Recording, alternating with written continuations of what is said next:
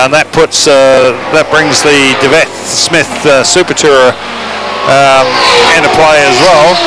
So there goes Hughes and Ross across the start-finish stripe now. We're just looking for the DeVeth Smith car to come into sight. He can't be too far behind. Here he comes now, so they're coming across the stripe now. So there's some 13.6 seconds behind the Hughes Ross car. So it'll be interesting to see what happens when those two get together. So now bearing in mind that Super Tourer is not the same spec Super Tourer that we're used to. That is actually the development car, or the hack as they called it, the mule. So that's it's actually a Holden floor pan, and it's got all the other bits and pieces on it are virtually Super Tourer. So whereas our Super Tourers now, they are all basically a space frame chassis. Here's the DeVeth Smith car now, which is the John DeVeth. You remember him. He's been running a BMW for the last few seasons, a BMW M3 in the BMW Open Series, and that was actually one of the very new ones. So he's since sold that car and he's bought this in its place.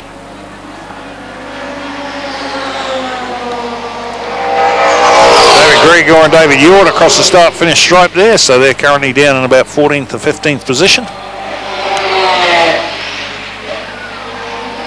Phillimore and Stoddard come past, and they're currently sitting in 5th. Now they're well placed in the overall points for the 3 hour and 6 hour.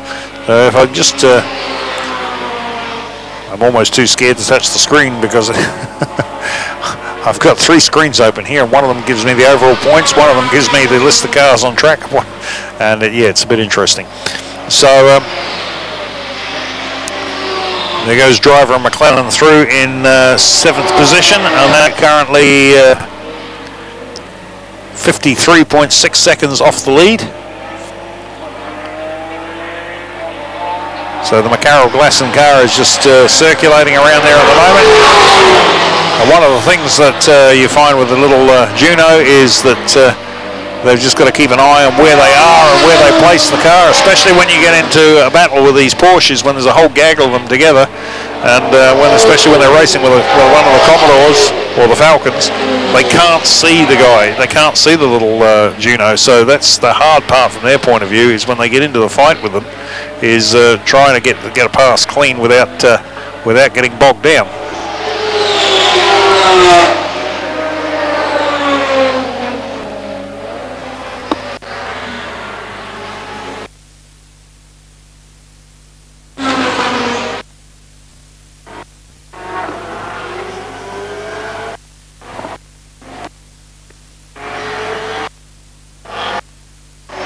Okay, here's the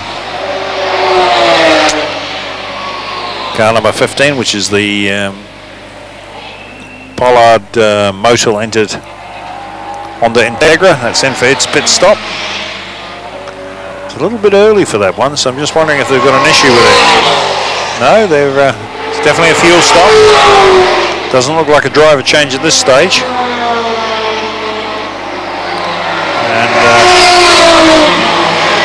And the G Martin Honda Civic is just pulled in as well.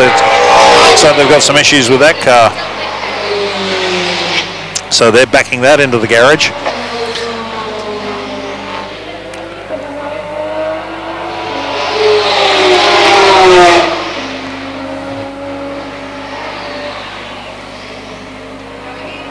Ennis and Madron and driver McLennan have just gone across the line together, so they're stuck together, those two Porsches.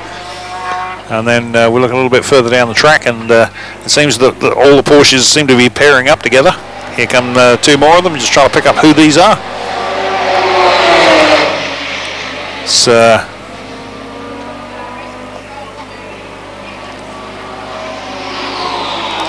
that was driver and McLennan gone past there now, so some of these guys are a lap apart.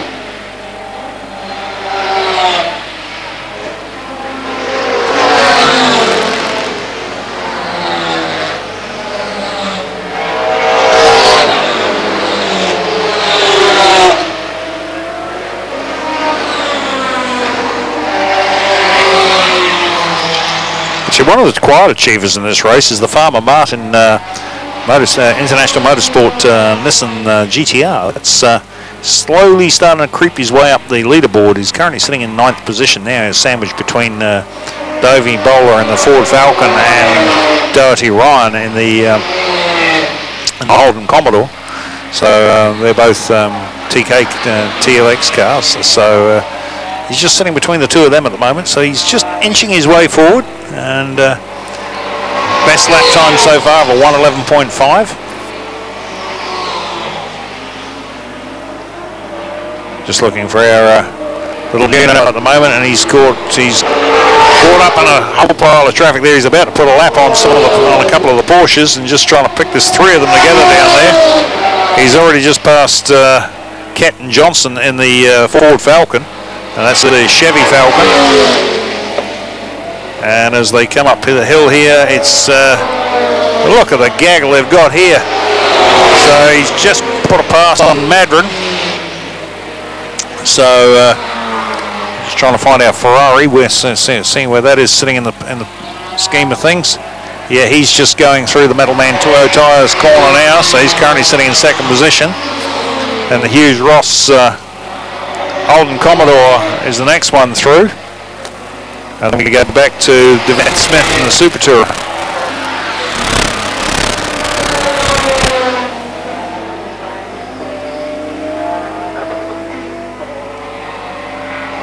So at this point in time,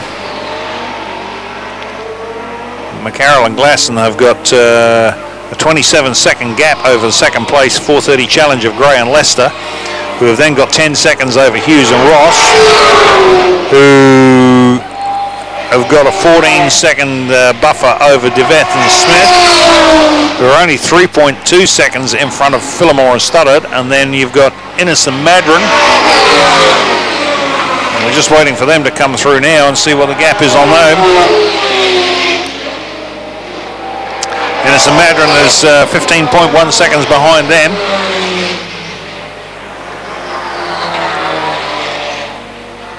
Then we go to Driver and McLennan, Dovey Bowler, Farmer and Martin, and Doherty and Ryan. And that's your top 10.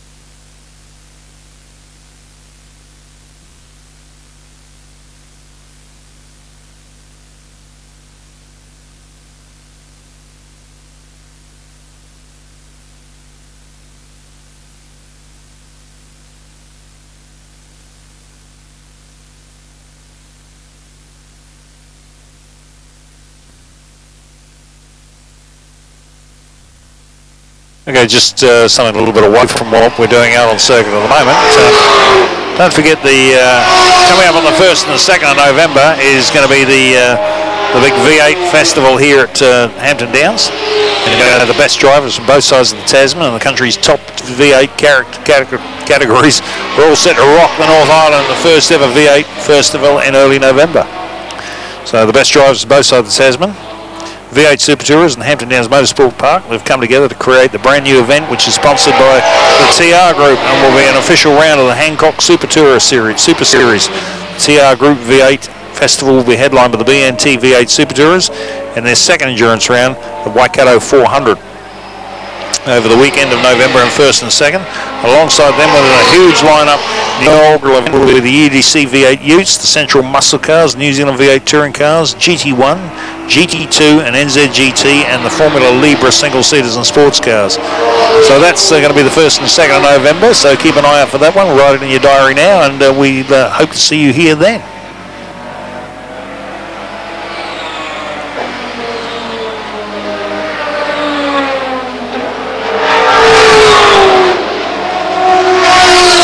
A little bit further down the track, obviously, we've got the Festival of Speed coming up in January, and that's something that's not to be missed this year because it's celebrating both Howden Ganley and Formula 5000. So for those of you that will be obviously motorsport aficionados, Howden Ganley was the 4th one of the trio at the top, and he raced for BRM, and he was the GA in Tiger race cars with Tim Schenkin. They set up a team to build those cars together. We'll be celebrating Howden's contribution to New Zealand motorsport, as well as the mighty Formula 5000s, and we're hoping to have 2 full grids of them here this year. So there's going to be 60-odd Formula 5000s, and that will be the ground moving when you hear those things going around. So look forward to them, and that's in early January.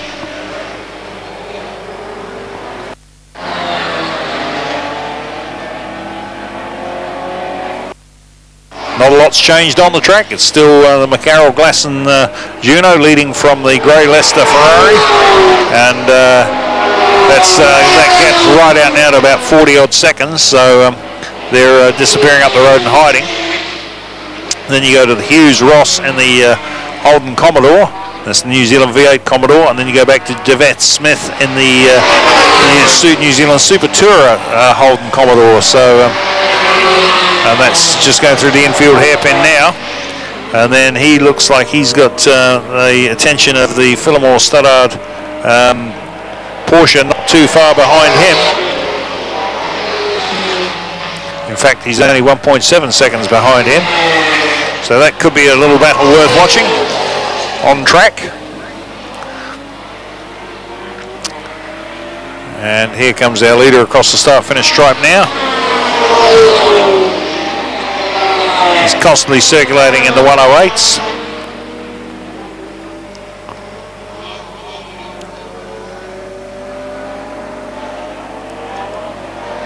Looking for our second place man, can't be too far away in the Ferrari.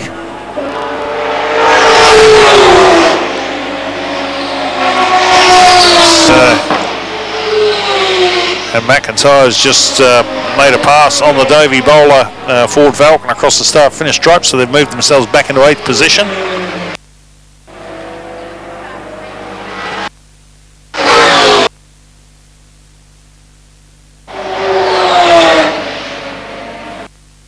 Niall Palatti car goes through in 12th position.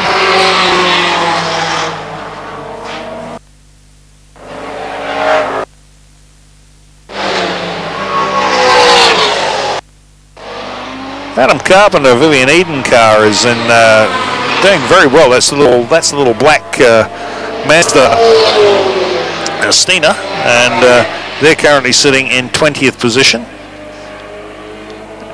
and they're just in front of the McGovern Taylor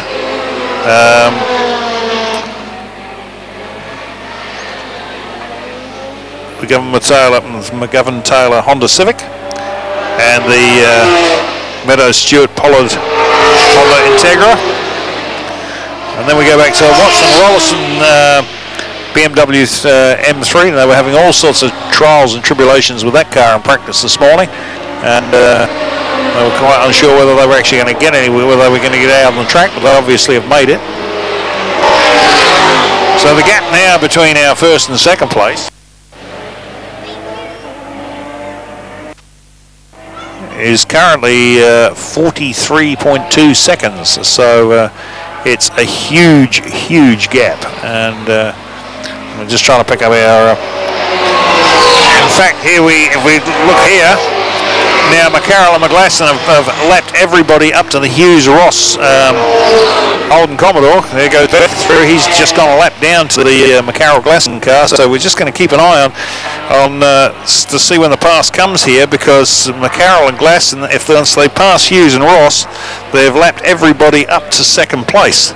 So and I'm pretty much picking that's going to occur down here into the Pepsi Max infield hairpin. Let's have a look now. Yes, it has, and there it is. So now that Hughes and Ross have now gone a whole lap down to the McCarroll Glasson Juno. So that's an amazing feat with these guys. I mean, they here comes the second place car across the start-finish stripe now. That's the DeVeth Ferrari. Sorry, the Leicester Grey Ferrari, and so we look further back down the field, and the next one through is going to be the Hughes. Here it is here. It's the Hughes Ross car. So that's third place come across the line there. And then we've got a whole gaggle of cars coming through. There's the DeVeth Smith car. So he's actually getting this. Look at the difference between them and. So he's now 8 seconds behind the Hughes Ross car. So we're going to see, it's not going to be too far away before we see a New Zealand V8 and a New Zealand Super Tourer are going to be together on the track. So that's going to be an interesting sight to see. So there's McCarroll coming through the infield hairpin now.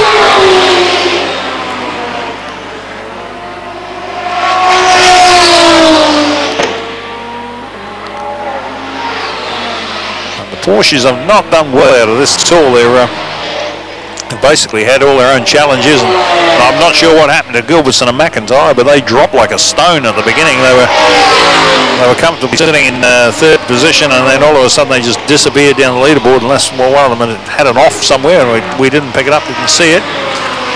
But then the rest of them are just spread out all over the place.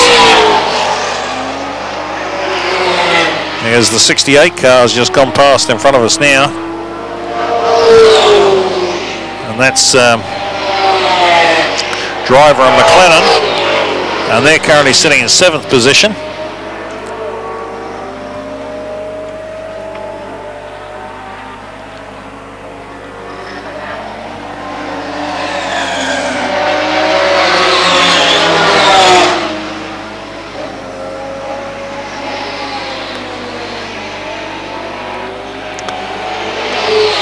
So let's see the gap between, let's keep an eye on that gap between McIntyre and Driver McLennan, because there's the two Porsches together. They're both out of the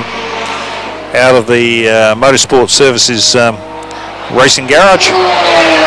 The gap is currently 25.9 seconds between car number 68, which is Driver McLennan, and car number 18, which is Gilbertson and McIntyre. Let's keep an eye on that and see where they go. There goes our leader across the stripe one more time. And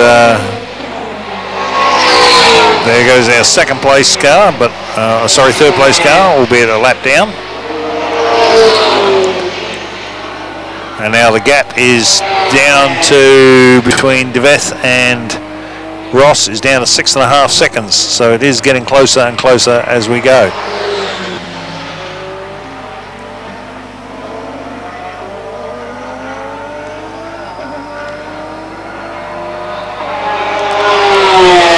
Johnson Ford Falcon is into the pits for its United Oil sponsored car. It's called in to have its fuel stop, driver change.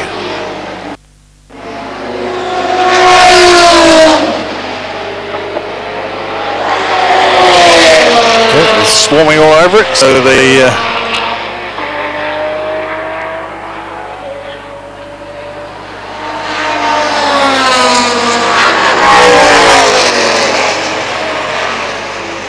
Farragut, Porsche in the pits as well. That's not looking terribly happy at the moment, so they're backing that into the garage.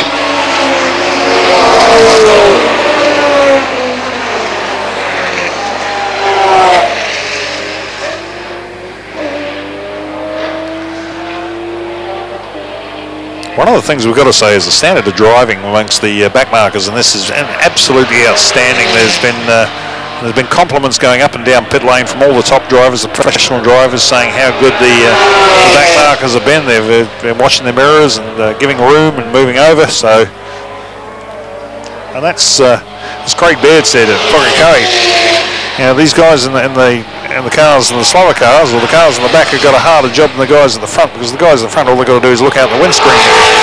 The guys at the back have got to look out the rear window and the windscreen and try and concentrate on what they're doing at the same time. So it's hard work for them. As our leader comes past, he puts another pass on our two K Cup cars together again, as they have been the whole series. These guys have been stuck together like they're joined together with a rubber band. They're backwards and forwards. Third place goes across the stripe, and there goes the DeVeth Holden Commodore. So he can actually see his competitor in front of him now, so he can actually see third place just in front of him. So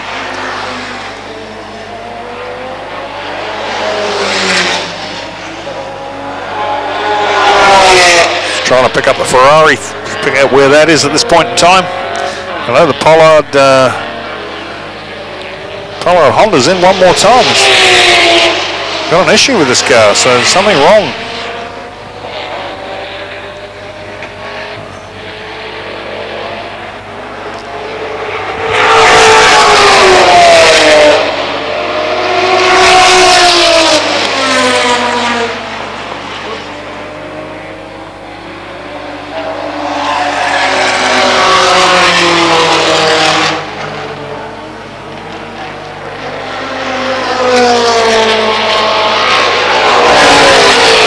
Our third place man across the line one more time, and fourth place not too far behind him, so this is just to see how this battle is going to shape up.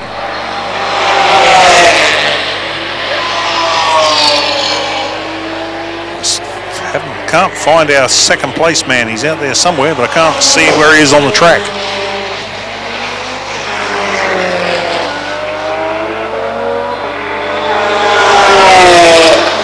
Here he is Lester coming up the hill now.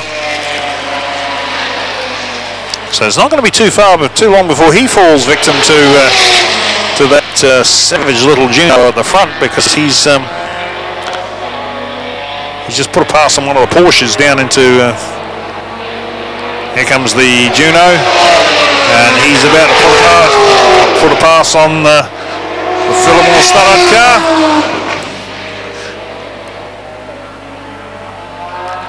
Sorry, the Niall Palatico, he's just put a pass on that one.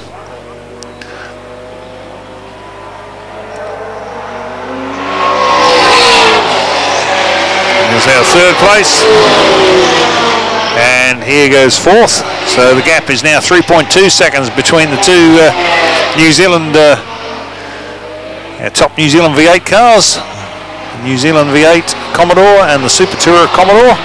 There's only 3.4 seconds difference between the two of them, so it's going to be bragging rights fairly shortly.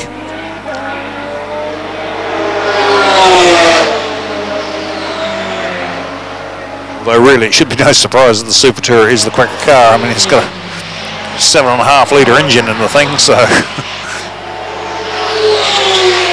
And you can see they're now together on the circuit as Ross exits the corner and DeVeth enters it, as they head down the Metal Man straight now into Toyo Tyres Metal Man sweeper. And Richard G and Martin go through in their little Honda Civic, and that's followed by the Watson Rollison BMW M3. Up the hill that comes now, here he comes. This is the Hughes Ross Holden Commodore, and there's the Super Tourer right behind it. And actually looking at those two cars, it looks like that New Zealand V8 has got the same rear wing that the the Super Tourer's got. So I was pretty sure they had different aero packages. Now here comes the little 677 car into the pit stop, and I'm not sure whether they're going to have a driver change in that or not, but just see where they are.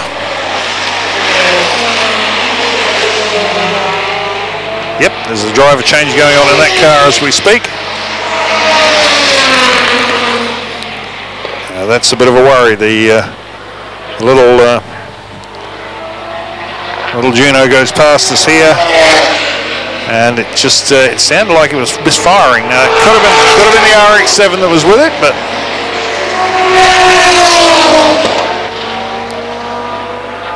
where's our two Holden Commodores? Here they come.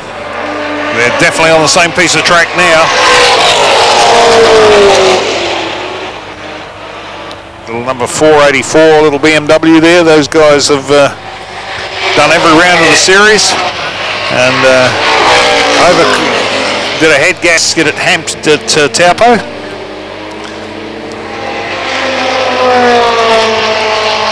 And looking at the two Commodores now as they head down to the Pepsi Max corner.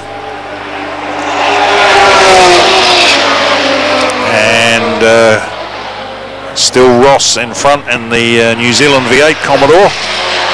Deveth behind in the Super Tourer Commodore. And they both do have, they're both exactly the same rear wing on them, so not noticed whether that's and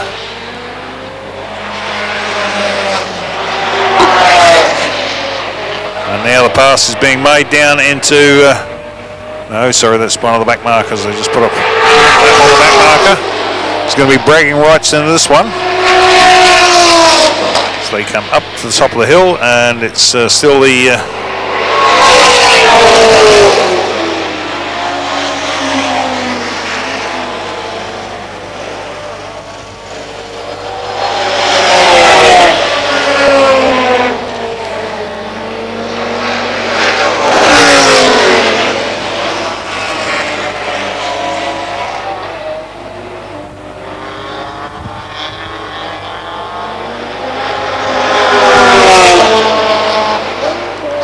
here comes our second place car across the start-finish stripe. We're going to put another lap on the Watson-Rollison BMW 430 Challenge. And he's not too far from going a lap down, because there, not far behind him, is the McCarroll Glasson Juno. He goes into Hamilton Ashfelt's corner as the Juno. Where's our two Commodores? Let's see if we can pick them up. And here's the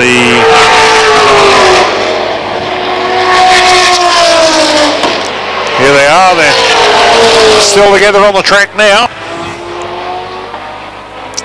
Don't forget, folks, if you want to listen to the commentary on radio, it's 106.8 FM. It's 106.8 FM.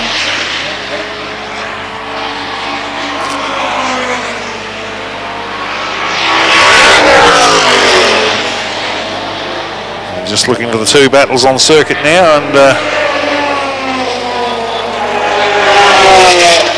one of them is position and one of them is for lap. Here comes the second place man across the stripe, and there's the leader right behind him now as he just goes across there. So we look back for our Commodores, and they're very close together. They just put a pass on the Nissan Skyline GTR as they go up the short straight towards Metalman corner, and the Nissan's just pulled straight across in front of Obviously, they don't put mirrors in Nissans, so he just absolutely shut the door on the on Deveth as they come up the straight. He was about to go a lap down, so obviously wasn't watching his mirrors. But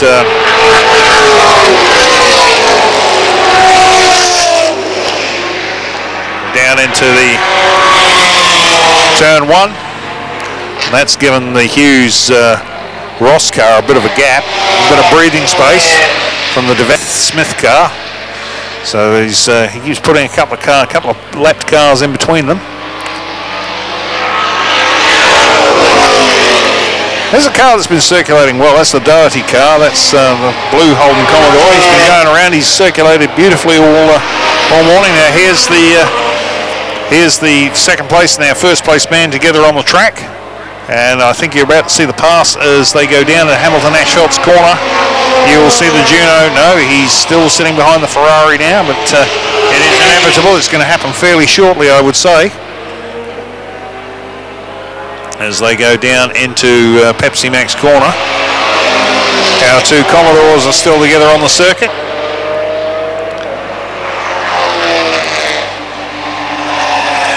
And that's it, the pass has now been made. The McCarroll Glasson Juno has now lapped the entire field, ladies and gentlemen.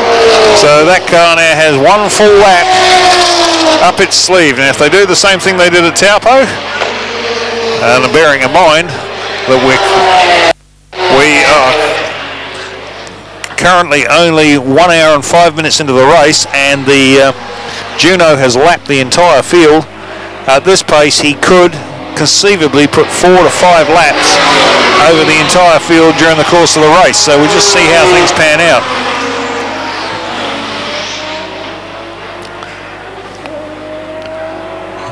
There's our battle still going on between our two Commodores. Where are they? Yep, here they are. They're just going through the infield hairpin, and I think it might be Nick Ross behind the wheel at this point in time, and he's certainly picking his places, and he's managing to keep putting cars between him and John DeVeth. Unfortunately, I don't know who is driving what car at this point in time, and unlike the Aussie supercars, we don't have lights in the windscreen to tell us whether the co-driver or the main driver is behind the wheel of the car. But they go across the stripe one more time, and there's not a lot between the two of them now. They're just about to come up and put a pass on Richard G in the little Honda Civic.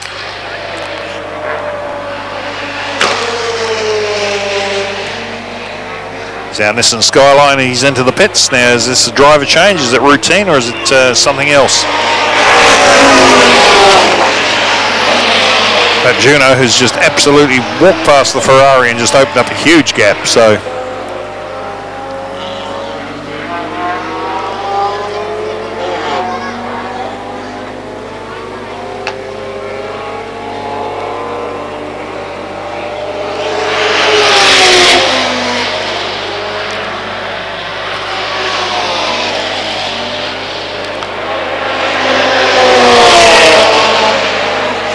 Honda S2000 comes past now.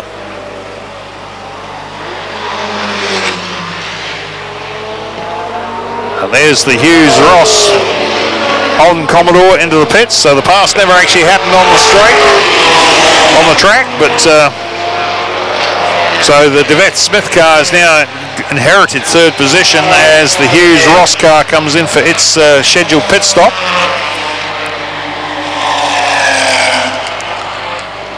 They're right down the other end of pit lane.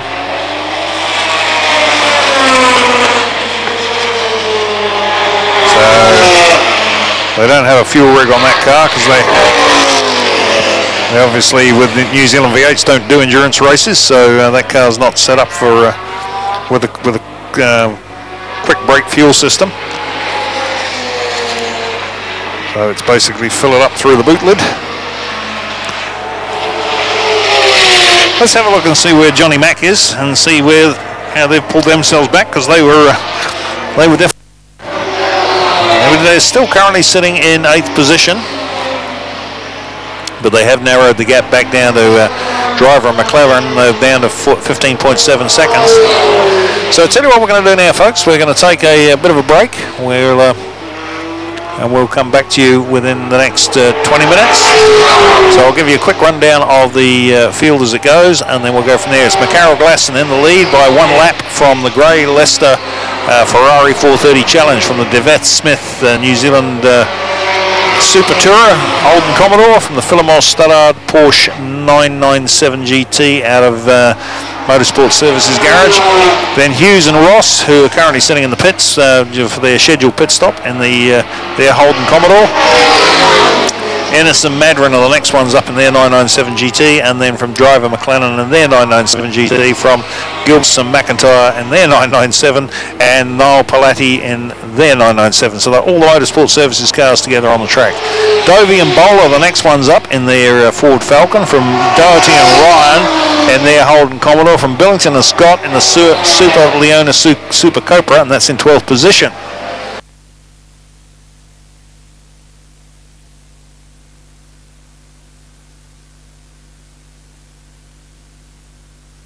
Farmer and Martin are the next ones up in the Nissan Skyline in position 13, from Johnson and Jackson in car number 75, and that's the little Honda S2000, from Hardy and Rasmus in the Porsche 944 S2, and Grieger and Yort in the Honda Integra in position 16. Watson and Rollison have moved up into position 17 in their BMW M3, from Jones and Barry in their BMW, from McGovern and Taylor in another of the Honda Integras, and McCullough and Drum in another Honda. Carpenter and Eden in the little Mazda Astina, sitting in position 21, from Smith and Smith in the in the little Honda Integra, and Reed and Sparg Anderson in the little Toyota Levin. That's the two 2K Cup cars together. They're still together, and they've just reversed positions. Then we go back to position 24 is Botter, Meadows, Stewart and Pollard.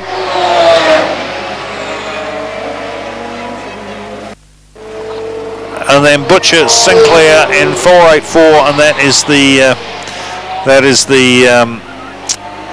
little BMW 3 Series, and that basically rounds out your field. So we'll leave you for a while. We'll be back in about 20 minutes time, and we'll give you an update then.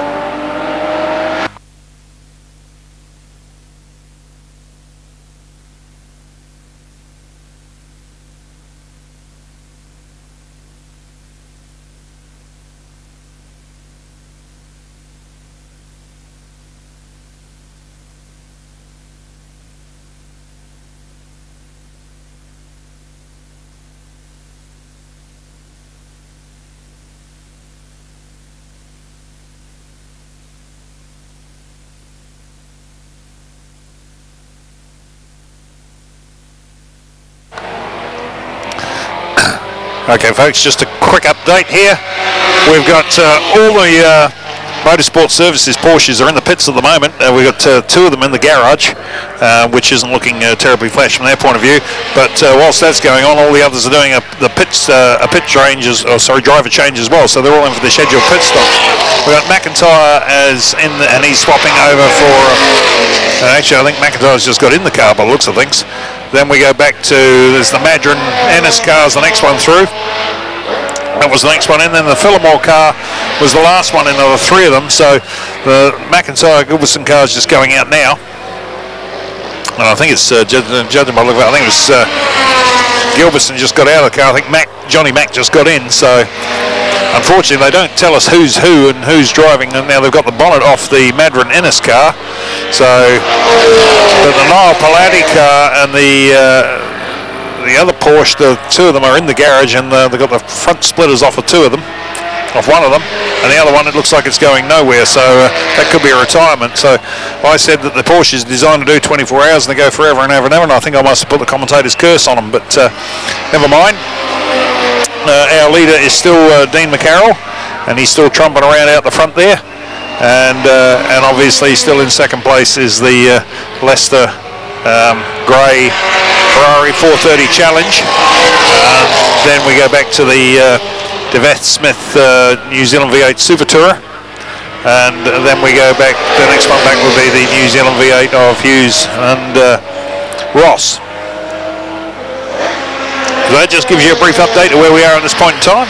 We'll be back with it shortly, and hopefully we'll give you some news from down in the pits.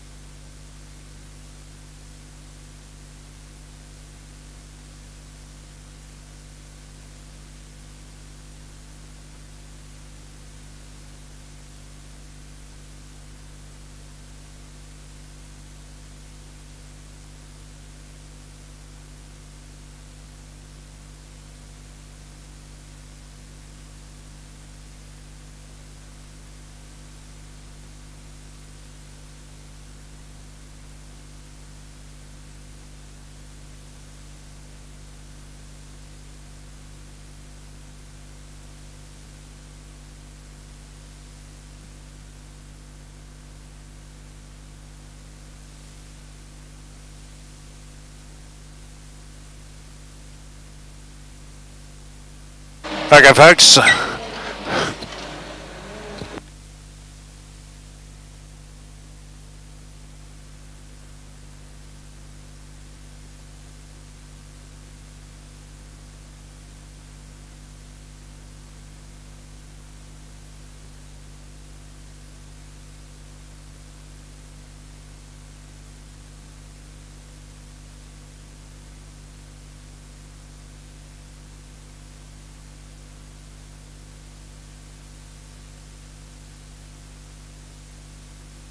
Okay, folks, I'm now down in the pits, and the DeVeth Smith car has just come in for its pit stop.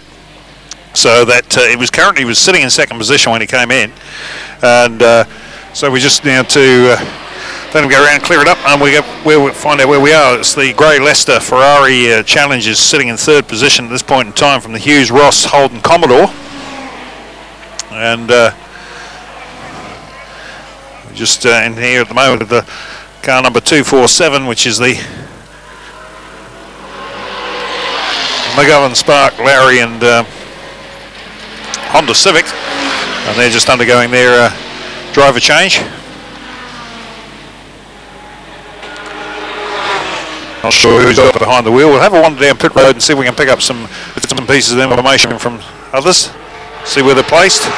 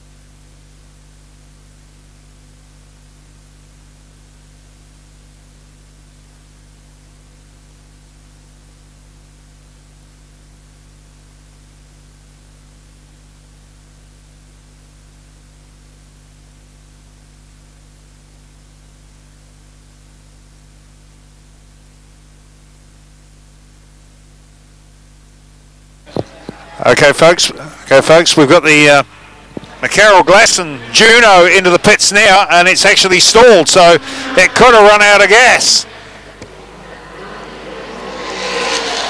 It's actually conked out now. Bearing in mind they had over a lap lead when they came in, and they've now it's now being pushed through the pit road. It looks like I think it's David Glasson behind the wheel at this point in time. So they've obviously had their pit stop. So here comes one of the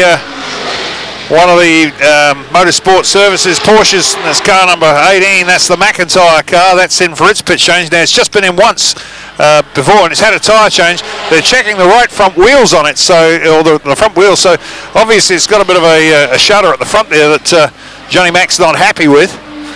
So they've brought that in. Meanwhile, let's see if we can pick up what's happening with the McCarroll and Glasson car. I'll just shoot down pit road and see if I can pick it up from there.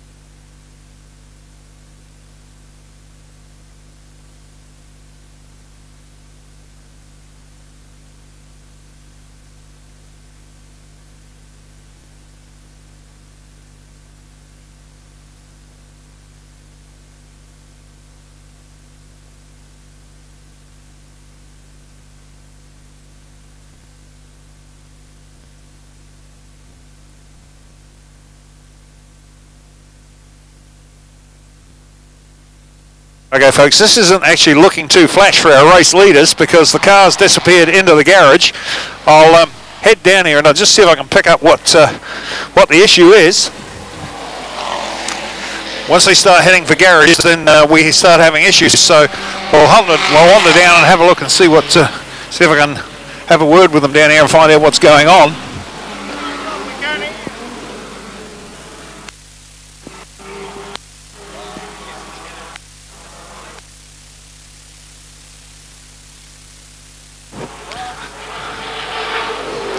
Okay, they're in at the moment, and they've got the wheels off it. Obviously, they've got a bit of a challenge here with it. So I'll see if I can pick up from David what's happening.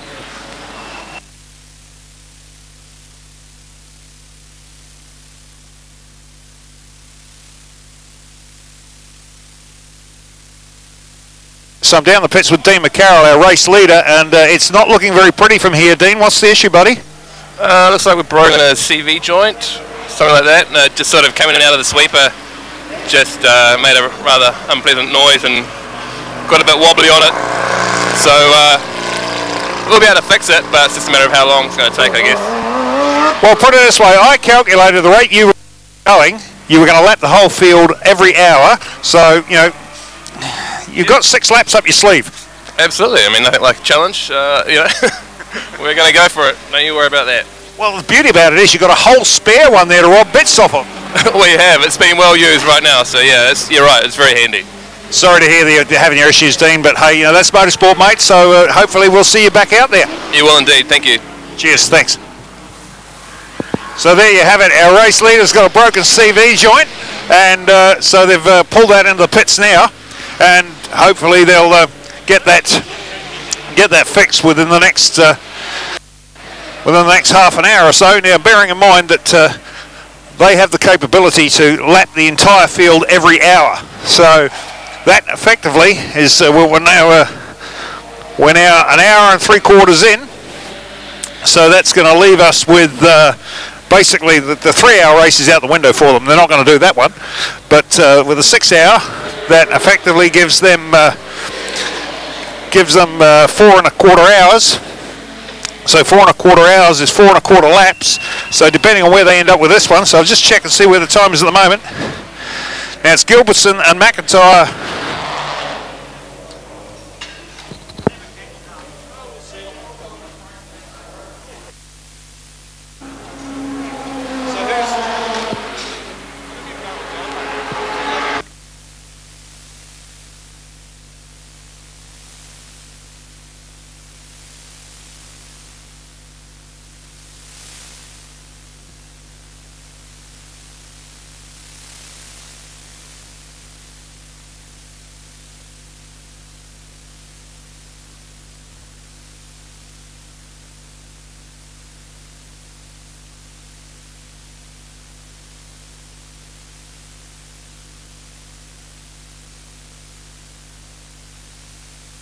Okay, so we've now got an update, and it's actually the Super Tourer of John DeVeth and Smith are leading from the Grey Leicester Ferrari 430 Challenge, from the Hughes Ross Holden Commodore, from the Ennis Madram Porsche, Niall Palatti Porsche, and the Phillimore Studdock card. So basically the Porsches at this point in time are struggling against the good old Kiwi V8s, and who've got them by the short and curlies. And we've hang on, I've actually got a very famous man with me at the moment who'd just love to have a word. Unfortunately, we've lost our leader, Dean McCarroll, and they're in the pits trying to fix a broken CV joint. Now they've got another car there that they're just robbing Peter to pay Paul at the moment. So hopefully we'll see them back out. So I'm just wandering down to the Motorsport Services pit to see if we can pick up a couple of guys down here who can give us an update on what's happening in your end, down this end. So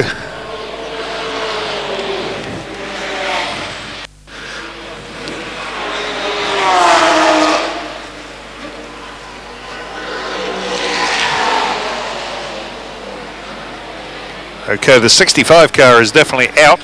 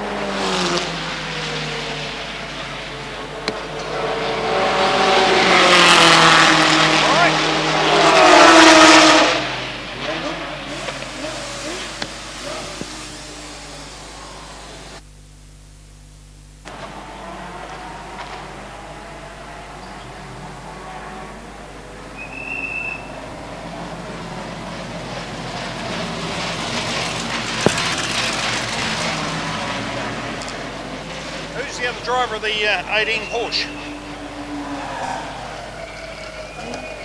He's not a driver. You're a driver. You, isn't it? He's also full of shit.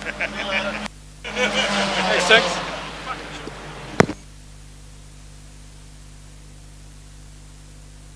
Okay, I'm down in the pits with Simon Gilbertson, and obviously we've got Johnny Mack out in the car at the moment. You're currently sitting in 8th place, Simon, and it looks like the lead Juno's got a bit of an issue at the moment. It's just broken a CV joint, so they had a lap on the field. How do you reckon you guys are panning out from here? Oh, it's a shame to that, but hey, we're just going to try. Good shunts early on, got to think about lap 15. And my clutch a bit, I suppose I'm allowed to say that on the microphone, and had to go a bit slow, pull that back up again, and then once we got going again we're okay, so now we're just going to try and bring it home. That's cool. Now you actually had similar sort of thing down in Taupo. You dropped right down, and then Johnny Mack got in the car, brought it back, so but you got double the distance to do this time. Yeah, we had a really bad pit stop in Taupo. We lost 2 minutes over a fueling double stack, so that hasn't happened here, so bring it on. That's cool, and this is a much easier track to drive on than Taupo, and it's a bit more relaxing. Oh, I don't know about easy to drive. There's hell of a lot more traffic here. Everything's a bit more condensed. Fair enough, yeah, it is too. So, well, look, wish you the best for the rest of the race. We will have a chat to you again later in the day, and you've got another couple of stints to do yourself. No, I'm in. I'm going to down and have a glass of port. You're not leaving him in there for the next 4.5 hours, are you? Oh, no, we're only doing the 3. Oh, yeah, oh, fair enough. Oh, okay. All right, all the best. Cheers, see you later.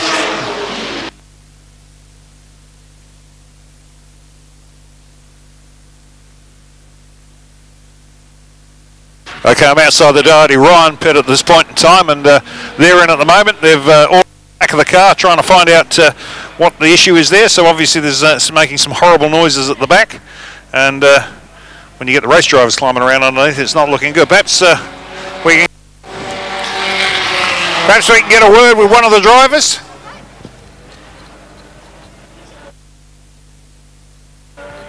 Okay, I'm with Steve Doherty now. It's not looking pretty, Steve. She's up on ramps. So what's the issue, buddy? No, we're all over. We've got a strut that's broken off underneath the car, broken out of the chassis, so game over for us today.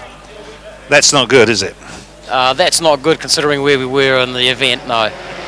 Well, that's a shame, because you guys have actually been going well. You've been just circulating, picking them off bit by bit.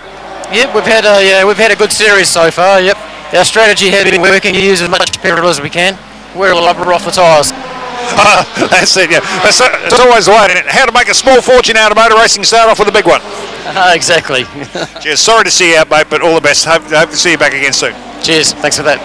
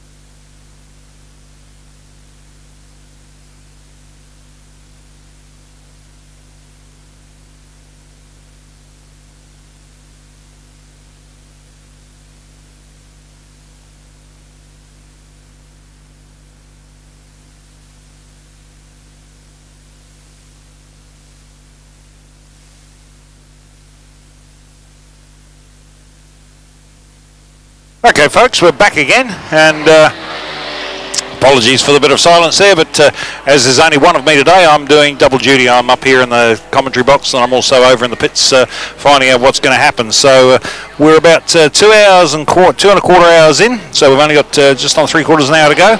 And our current leader is John DeVeth in the New Zealand Super Tourer, followed by Graham Lester in the 430 Challenge Porsche, but they're now just on over a lap behind. Then Ennis and Madron in their 997 GT3, they're up, the next one's up, followed by Noel Pilati in their one, and then Phillimore Studdard, Hughes and Ross, Gilbertson and McIntyre have dropped right back down. They've obviously got some major issues, because I was down talking to Stu Gilbertson before, and they were hoping to claw it back, but she's now 1 lap behind the Hughes Ross Holden Commodore. Then Billington and Scott are the next ones up. They've been the quiet achievers, up into 6th place in that little Seat Leone Super Copa. So let's give you a rundown on what's happening in the pits. Our previous leader, which was the McCarroll Glasson Juno, broke a CV joint, and he could come out of the corner, as he said, the bottom corner had a horrible wobble, made a bad noise. He got it back to the pits, and they got it back in there. They've changed it. They've taken some off the other car that John Ryle was driving in the 1 hour race this morning, and gone back out, and as they went out, they had another hiccup, and I'm not sure what happened this time, because I was on my way back up here, so I haven't had a chance to go back and talk to them, but I'm guessing that they've had a repeat of that issue. The Doherty car is out with a struts torn away from the front suspension, so they've got a problem with that car. And the Nissan GTR is out as well. Now, I couldn't find anybody at International Motorsport that wanted to talk to me and tell me what the issue was, but they are out as well. So the field is slightly depleted, but I'll give you a rundown of who's sitting where at the moment. In the lead, it's the number 23 Holden Commodore Super Tourer of Smith, DeVeth and Smith. And then in second position, it's the grey Leicester Ferrari 430 Challenge. And they are sitting just on 1 lap, just on a lap behind them at the moment. Then there's the gap is... no, it's not giving me a gap, it's just giving me 1 lap. Okay, then you've got the Ennis Madron car, then the Noel Pilati car, the Phillimore Studdard car. Those are the 3 Motorsport Services Porsche 997 GTs. Then we go to the Hughes Ross Holden Commodore, that's the New Zealand V8 car, the Gilbertson McIntyre car, the Billington Scott Super Leona, then Driver McLennan, that's another 997. Then we go to Johnson and Jackson in car number 75. That's the little Honda S2000. Then in 11th position, it's the Hardy Rasmussen car. That's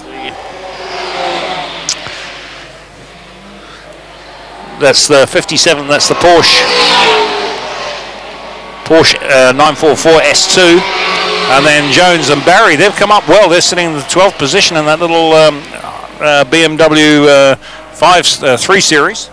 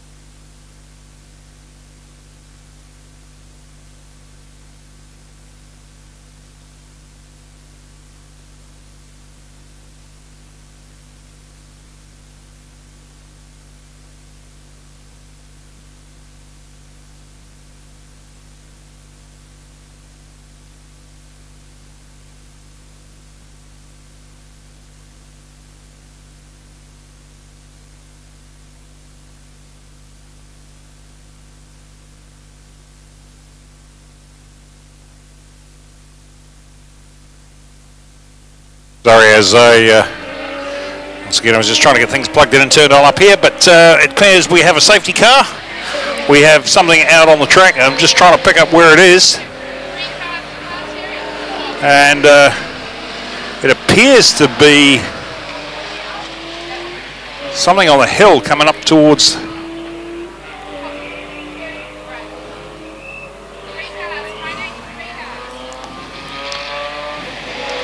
So safety car, so we've got people diving for the pits left, right and centre. The Ferrari 430 Challenge is in. Good time to make a pit stop for them. Looks like a driver change coming up. Who's that? It looks like Gray getting out. It's Lester going to be getting in. Yep, it's young Lester's getting in the car.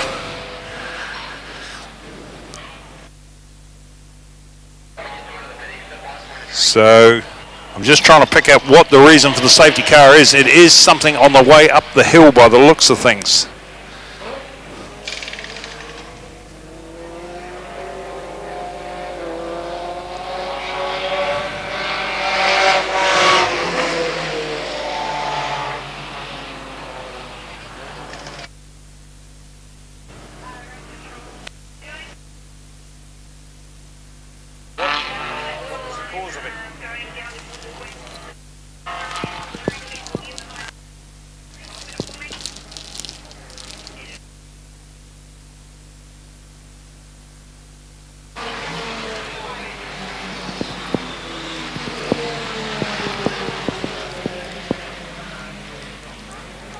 Waiting for race control to confirm to me what the hold-up is, but it's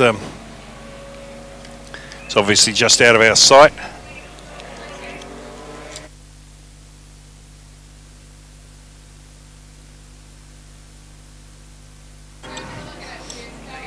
We also have a severe oil line on the circuit.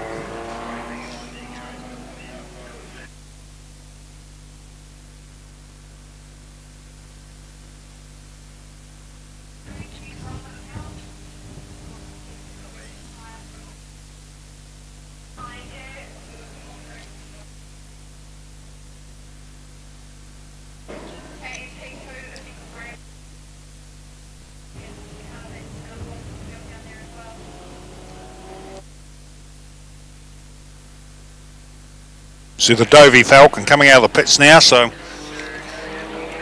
that was a good catch for him.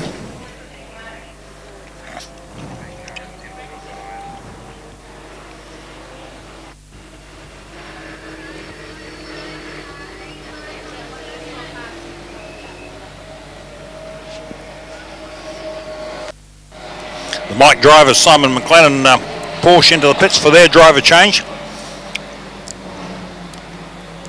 No, it actually doesn't look like they're doing a driver change, just doing tyres and fuel.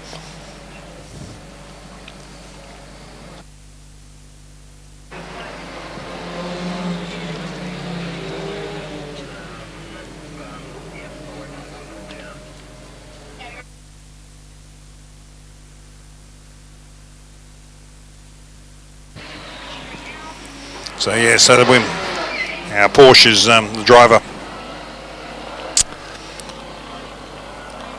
McLennan Porsche just heading out now, and while we've got Gary Sterling out on circuit, he's just examining there's a huge line of oil, starts all the way from the infield hairpin and goes to the outside of Metalman corner, and it looks like our driver who's he's basically been on the race line all the way down into that corner. It looks like from where I can see it disappearing, looks like he's got offline once he's realised what's going on.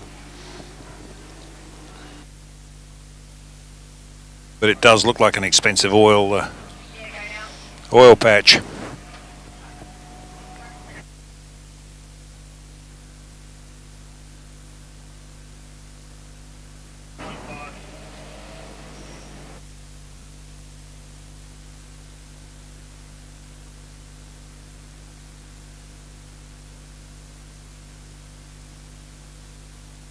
This is going to take a long time to clear up. That's a huge run of oil. So it is going to take a while to clean it up.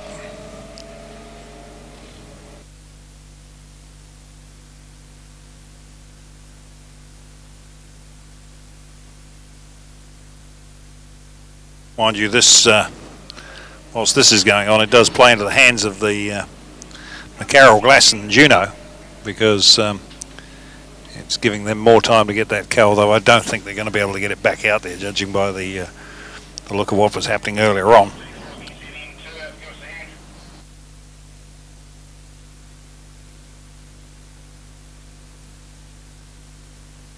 And it's our it's our little Honda S2000. So the little Honda's not had a lot of luck, and it's dropped its lunch all over the racetrack. So as one of our Mahindra recovery vehicles goes out to bring him in, and he's followed in by the Craig Innes, Mark Madram Porsche. They've come in for a pit stop.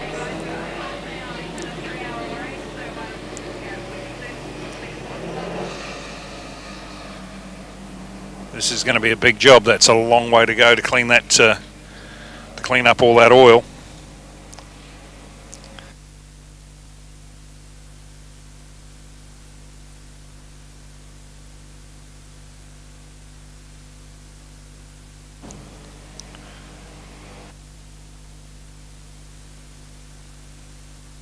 So we're currently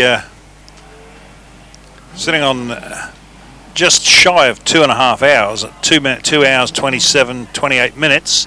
So it's 2 hours 28 minutes as the clock ticks over, and race time is 3 o'clock exactly. So we're timed to finish at 3:30 on the dot. But and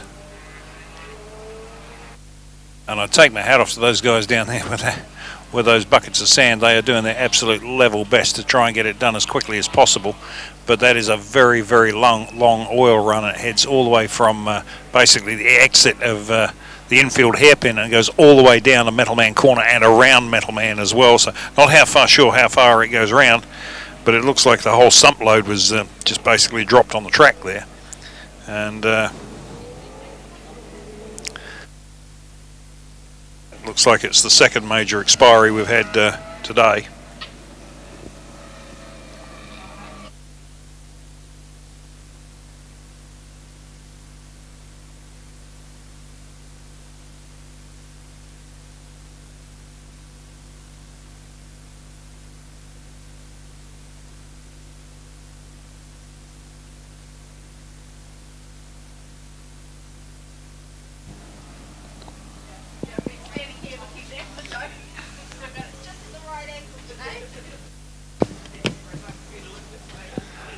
Okay, so just while we've got a bit of a break in proceedings, let's talk about what's coming up in November.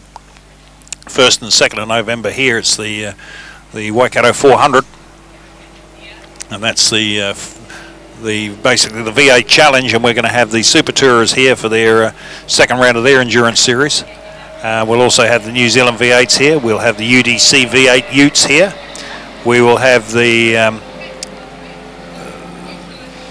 Central Muscle Cars. We're also going to have the New Zealand GT1, GT2 and GTN or NZ GTs here as well. And there's a fantastic field there, and that's that GT1 NZ incorporates cars like Carl Hansen's Wicked Tuscan, and you've got the Chester's Hypercar, Hyper Commodore in there.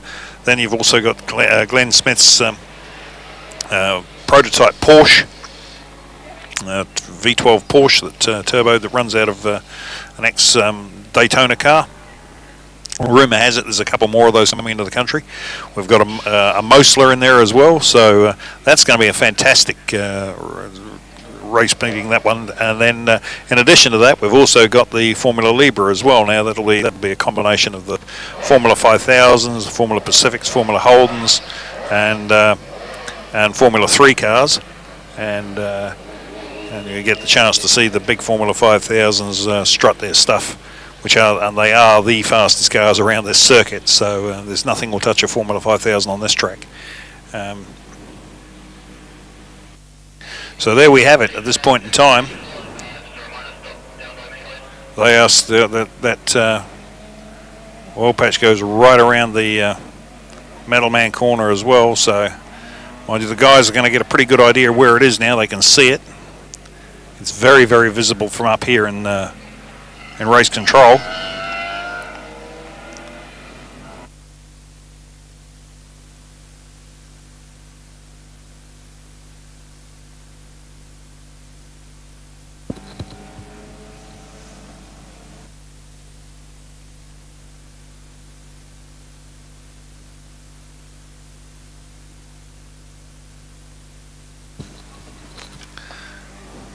Obviously, the positions haven't changed much since the safety car came out, because obviously nobody's overtaking anybody. But you got the Deveth Super Tourer. It threatened at Taupo. It was always going to be a threat, but on that tight, twisty circuit down at Taupo, it was just not a match for the eventual winner, the Juno of McLaren and Glasson, and it had a great deal of difficulty dealing with the Porsches as well, especially when Johnny Mack got behind the wheel. He effectively went out there and he took himself from being a lap down and unlapped himself and put a pass on the Super Tourer with only a couple of laps to go, and to bring the Porsche home in second position.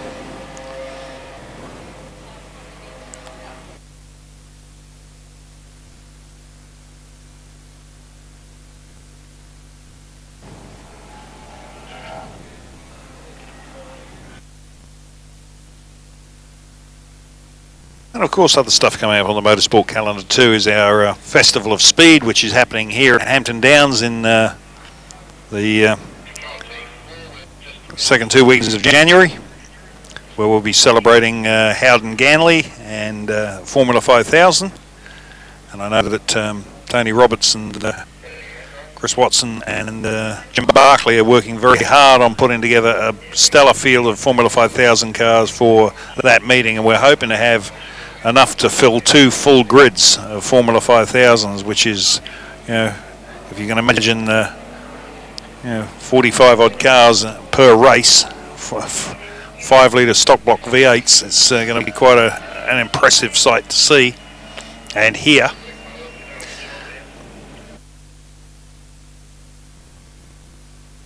Okay, the safety car lights are still on.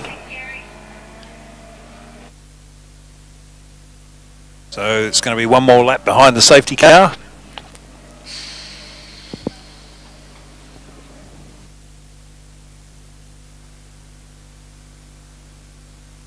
And that's going to leave us with 25.5 minutes left to run at 3:07.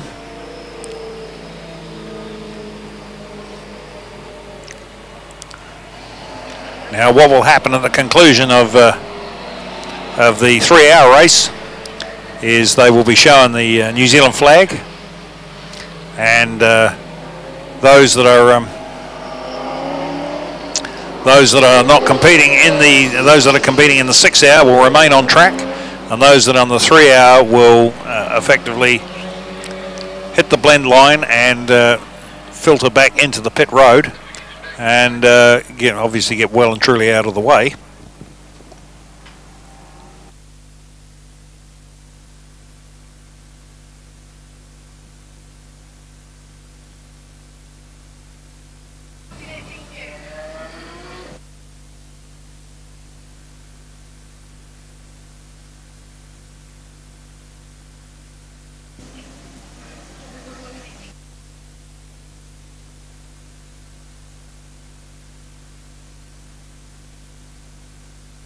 Going to get a start this time round. The safety car's lights will go out at the entry to, in fact they've gone out now, so he will sprint away from the field. We don't want him sprinting away too much because it's a 4-wheel drive and we don't like them going too fast around that sweeper at front. But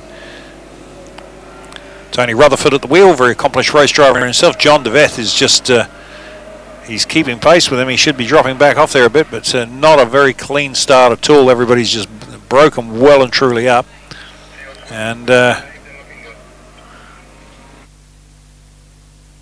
Okay, DeVeth's pulled them back up again.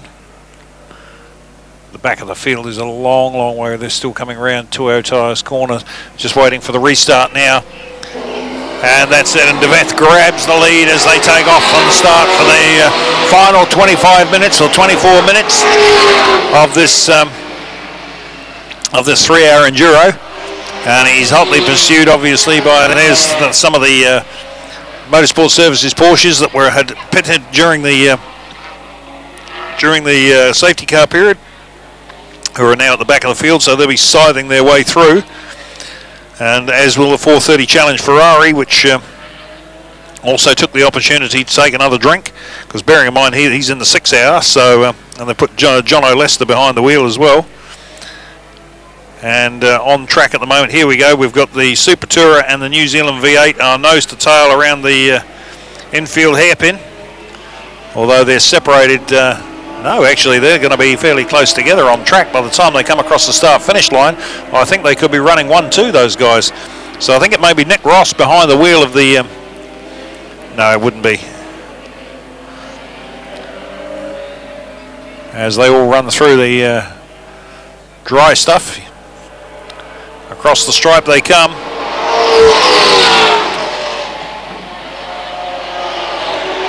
And yeah.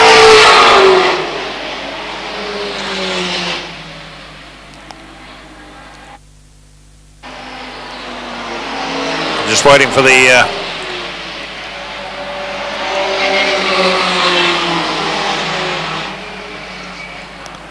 okay, as they've all gone across the start-finish line now, we've now got the reorganised grid, and it is DeVeth, Smith from Gray and Leicester.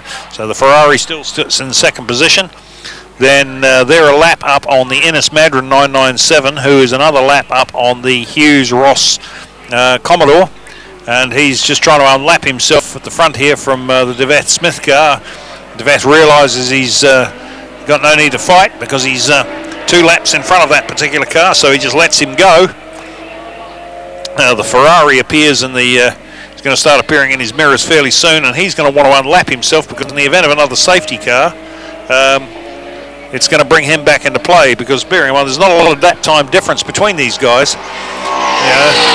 The fastest lap of the day for the DeVeth Smith car is a 108.0, and the fastest for the Gray Leicester Porsche, the Ferrari, is a 107.8, and the Innes Madron car is a 109.6, and the Ross car is a 107.7. So the actual fastest of that bunch is actually the New Zealand V8, and he's currently 2 laps down on the leader, so I'm not quite sure how that happened. Must have been an awkward pit stop or something like that, but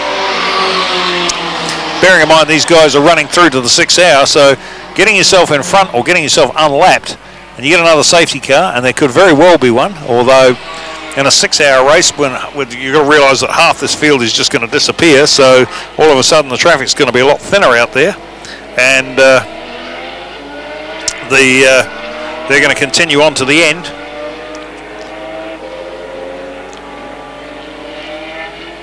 The chances of a safety car are reasonably slim, but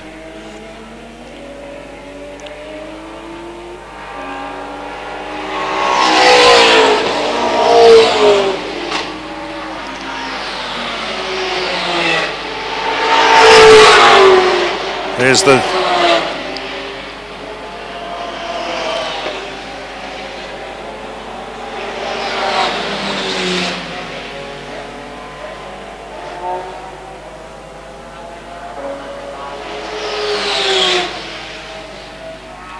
Dovey bowler car has just gone across the line, and they're currently in 19th position, and they're a long way down on the over 24 laps behind the leader. So that's McCullough and Drum have just gone past as well, and that's the little Honda Integra. They're 24 laps down too. Then you have the Heckey Smith Subaru Impreza, and that is 25 laps down. So big performance differences out here. Lights ablaze here as you've got the Ferrari 430 and the and the 997 GD3 of driver McLennan come across the stripe. And everybody's chasing Devet. They're trying to unlap themselves. They're not that far off them. Devet's going to want to hang on to that ground if he can, because it gives him a whole lap up his sleeve. And it wasn't too bad with the Hughes Ross car passing him, because he had 3 laps on him, so he could afford to give one away. But as the race continues, it's looking increasingly unlikely that we're going to see the McCarroll and Glasson Juno out here again. We'll just have a look and see what, see if they're still on our leaderboard and see what happens.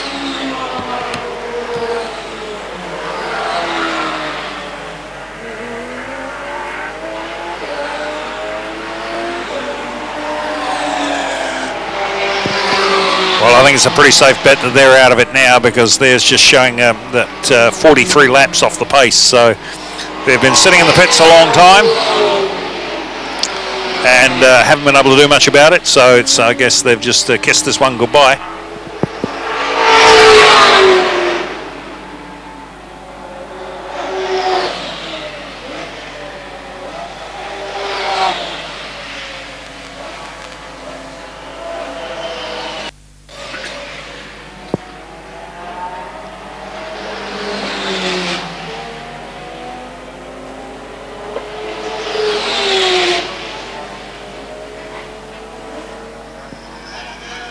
One of the cars out that's doing very well is the, in position 8, is the Billington Scott Sierra Leone.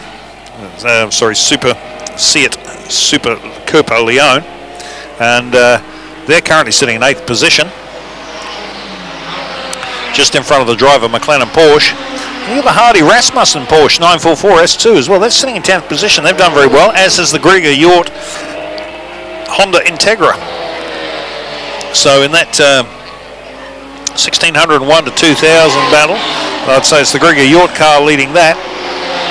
And the 2001 to 3.5 litre class, that would be led by Billington and Scott. There are no sports cars left, so there's nobody running in that class. Then we've got the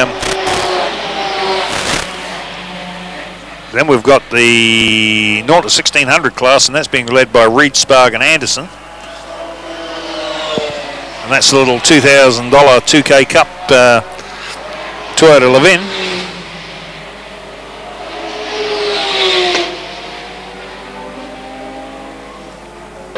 Just trying to find out who's leading the 3.5 plus class. That would be, well, that's obviously going to be Devet as well, isn't it? In the big V8. In the GT class, it would be Gray and Leicester. And we've got just under a quarter of an hour to go. And race time is 3 minutes 3:17. Obviously, conclusion this afternoon is going to be 6:30 this evening. And then don't forget, we've got our prize giving afterwards. And that is at the conclusion of racing, and that will be over at Hampton Downs, or sorry, Hampton's, the conference centre.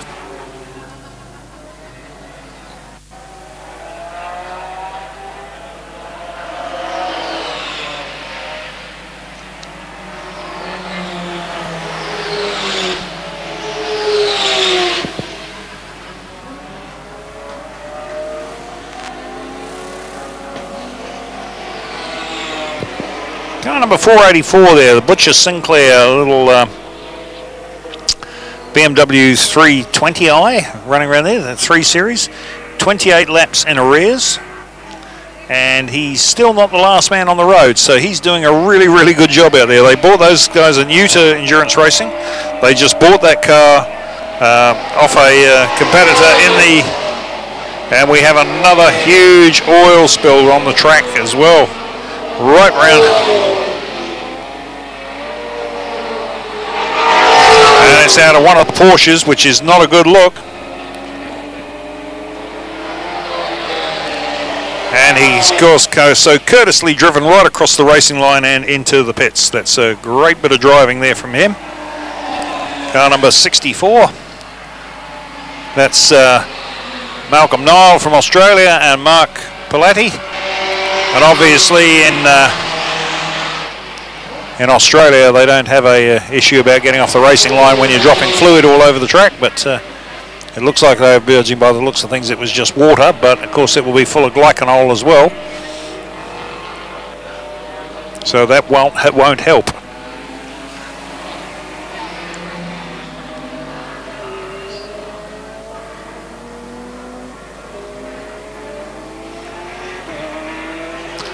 So that's another one that's just dropped out. So we're going to have a very considerably depleted field for our 6-hour race.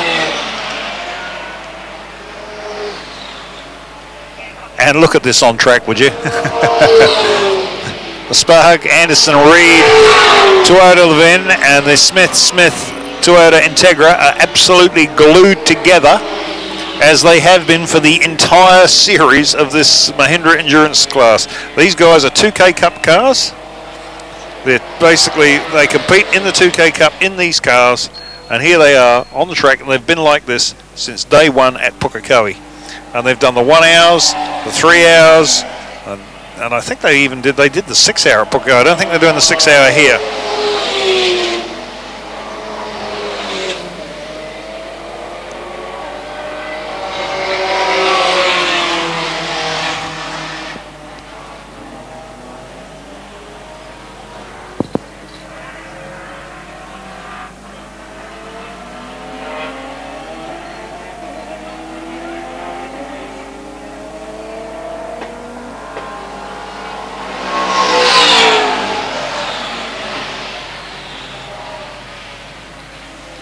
Car 677 out there, that's still circulating around.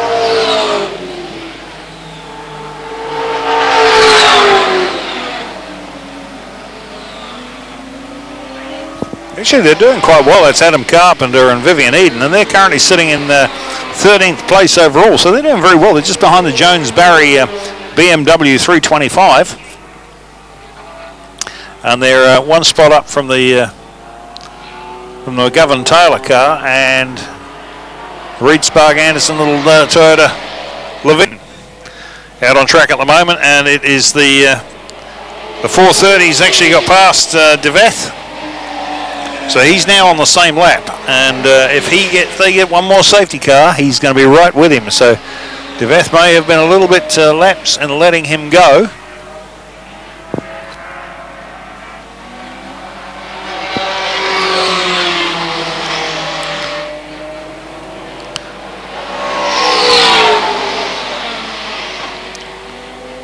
So the Hughes and Ross Commodore comes across the stripe with the Deveth, the grey Leicester Ferrari 430 Challenge right behind him. And this Madron car is right between them.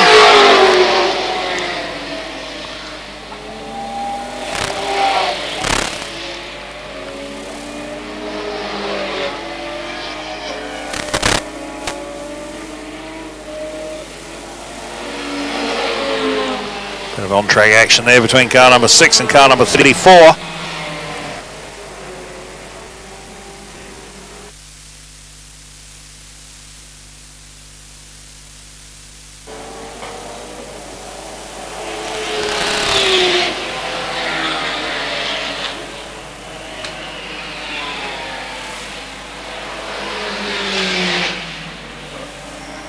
Car number 6 being the David Grigor and Gavin Yort Honda Civic, and 34 being the Richard G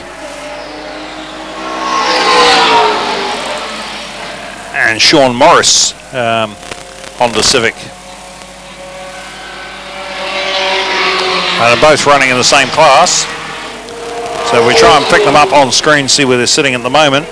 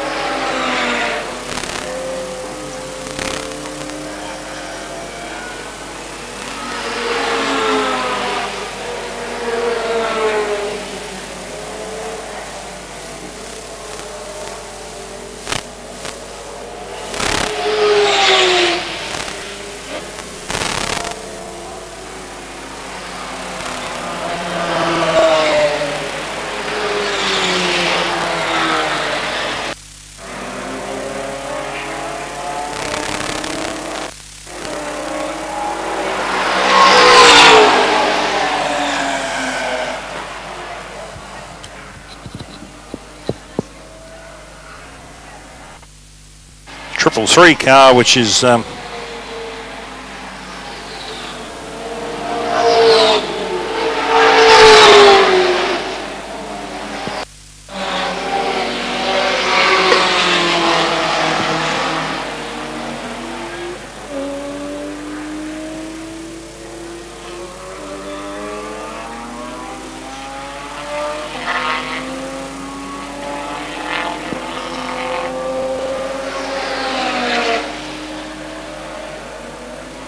bit of confusion on the circuit down here as Tim Pollard comes out of the hairpin. About to be passed by Jono Lester. He was looking in his rear vision mirror and went to move out of the way for Hughes, nearly took Lester out. So it's a racing incident.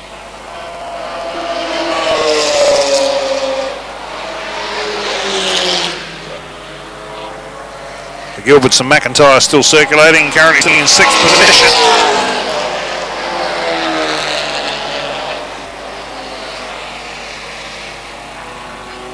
And Jono Lester's going to be caning that 430 challenge now, and with no disrespect to Robin Gray, but Jono is the consummate professional. And we've got a spin out of turn out of the Pepsi Max corner. One of the Porsches has turned itself around and has managed to now get himself buried in the sand by the looks of things. And that looks like the Gilberts and Philomore, Philomore Studdard car. It is. So the Philomore Studdard car, and they were currently sitting in 5th position, one spot in front of Gilbertson and McIntyre, and they've now got themselves well and truly stuck by the looks of things. Motor's running, but they're not going anywhere.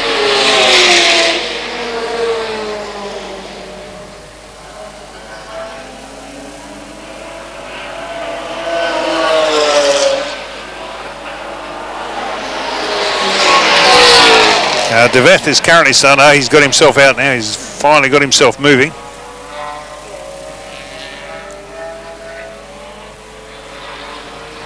So that would have been a bit of a heart-stopping moment for him. Could have seen the whole position disappear there. I think the Gilberts and Leicester car was just a little bit too far behind to take advantage of that. The Deveth Commodore comes across the start-finish stripe. Just puts in a 112.5. So he's backed it right off, and the grey Leicester car is doing 108s now at 4 seconds a lap. They're not going to have enough time to do it over the 3 hour, and I'm not sure if the Leicester car is doing the 6 hour. I'll just double check that for you.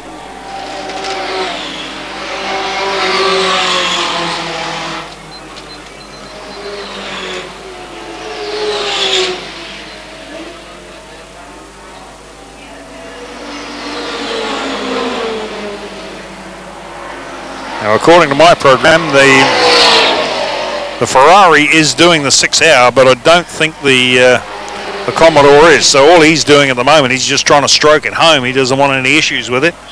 And the same with the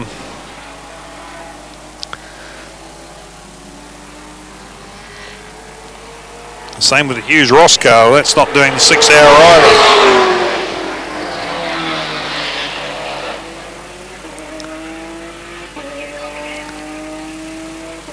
So we've currently got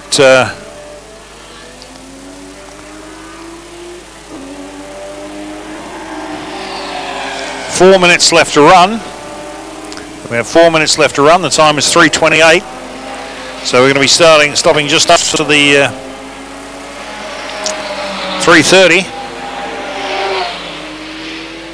And at this stage, it looks like if Deveth keeps it, and who's that gone around down the bottom there? It looks like it's the Dovey Bowler car. Has had a huge lose down at the hairpin, and got it going again. So they've gathered it all up.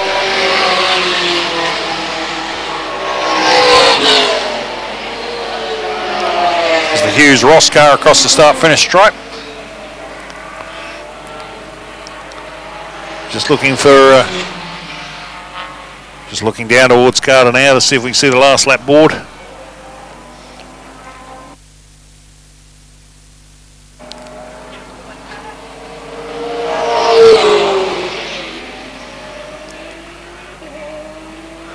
Now the presentation for these guys is going to be all be at the conclusion of racing, but I do believe that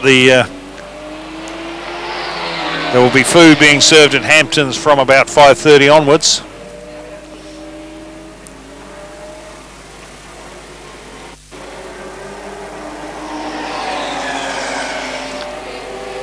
There's a little quiet achiever out there. That's the car number 106. That's the Jones Barry little BMW 335 or 325. Just circulating around there. There's the Madron Porsche. Now he's currently running in the. He's going to be running in the 6 hour as well. So we've got a slightly depleted field there because we've lost the Dean McCarroll David Glasson car. We've lost the Alan Rickaby Dave O'Leary car. That was definitely on a trailer heading home. And the 68 car is currently in the pits. And we've lost the Hayden Johnson Honda S2000 as well. So we're certainly down on numbers going into the final 6 hour. We've lost the James Watson Dan Rawson car. So we're out of the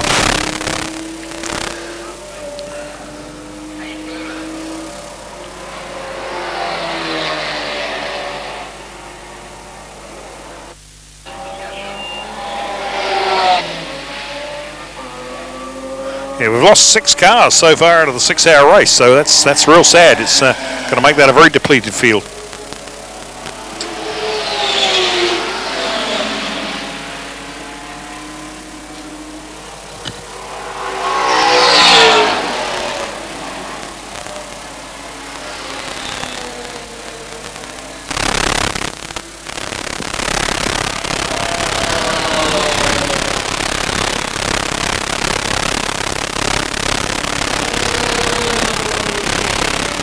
Last lap board is now out, so we're looking for our leader, and here he comes across. No, that's not him. Yes, it is. So that's our leader, and he has just finished the 3 hour race.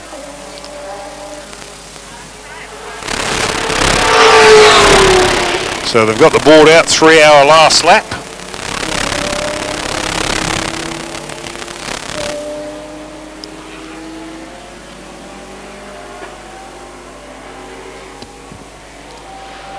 What we might try and do is we might try to get down to the pits after this and see if we can have a word with some of the guys who've where they're finished.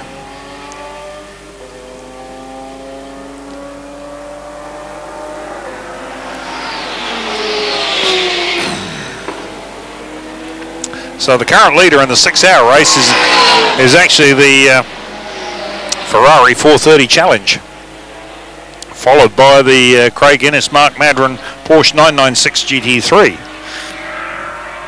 And that looks like them coming across the stripe now. No, that's the Gilbertson.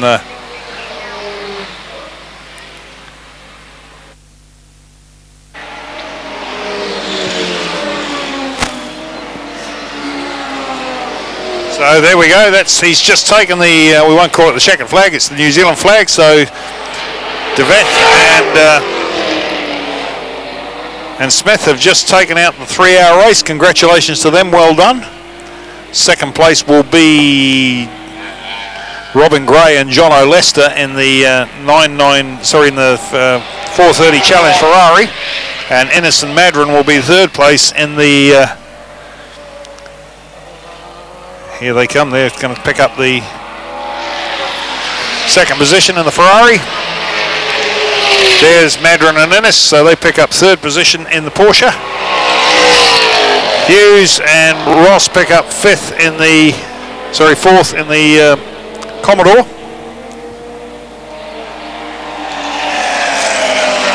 Barry's continuing, and so is the 117 car there. Keep going.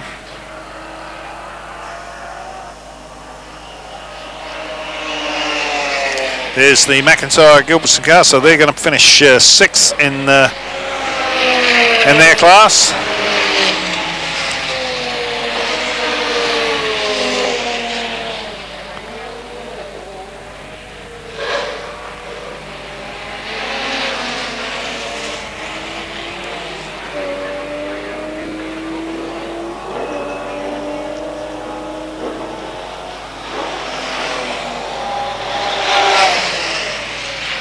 There's the Porter car going across the start-finish line. Porter Hire, that's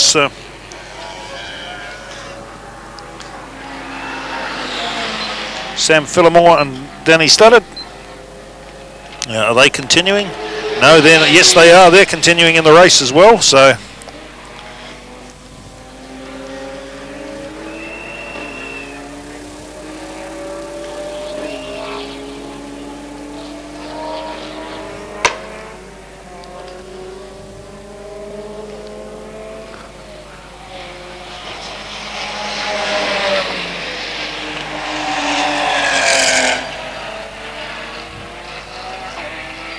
there's the 57 car of Rasmussen and co. There's Pollard's car, so they've come in, they've finished well. As has the Hughes Ross Commodore, Hamilton Ashfield sponsored car. There's the McIntyre Gilbertson car through, and the Seat Leone Supercopa of Lewis Scott and Billington. The York Chalk, there's the Smith & Smith car.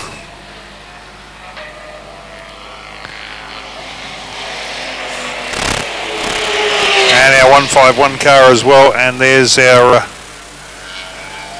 Richard G and Martin Short car coming as well. So that is the end of the 3-hour race, and we are left with a somewhat depleted field in the 6-hour. So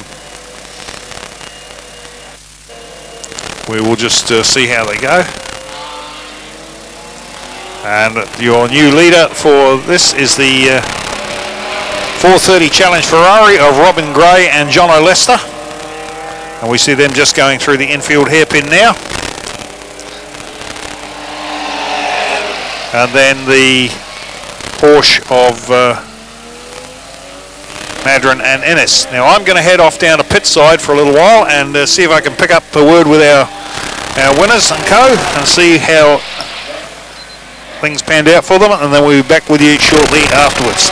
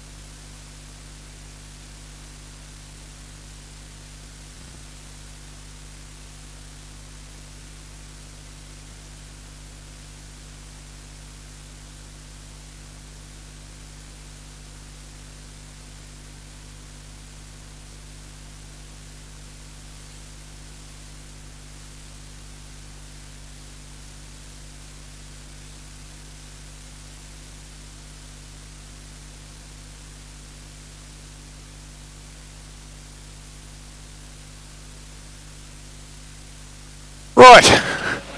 I'll tell you what, this is a real exercise running backwards and forwards from the other side just to come down and talk to you two guys. Congratulations to John DeVeth and Glenn Smith on their win in the 3 hour. And I spoke to you down at Taupo and you were a pretty happy guy. John, you'd be even happier now. Certainly am now. Very happy to finish all 3 races and the car's still good. Sure is. Now, how long have you had this one? Only a couple of months. I only just bought it probably a couple of weeks before the Pukekohe round. And thanks to quite a few people that helped me out with bits and pieces. We got it to Pukekohe finished, Pukekohe got it to Taupo finished, and finished it here with thanks to Glenn. It was awesome.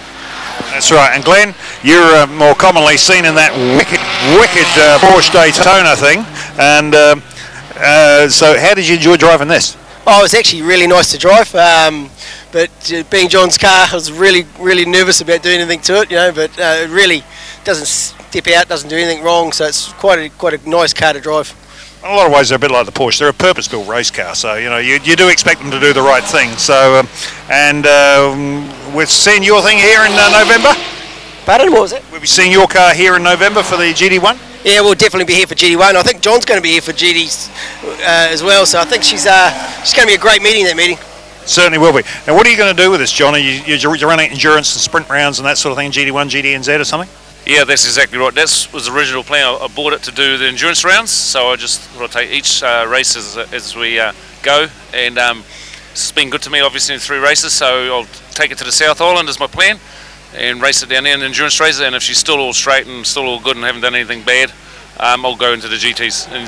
For sure, that South Island Endurance Series is a really good series, and hopefully we'll get to emulate that in the years to come. It's certainly taking step by step. This year's got a lot better than it was last year, and it was nice to see guys like you turning up with cars like this, and we wish you all the very best for the coming season. Yeah, now I'd like to thank all the other drivers out there that were out there with me. They were all really good, you know, from slow guys to fast guys. I had a pretty good run, so I'd like to thank all the other drivers.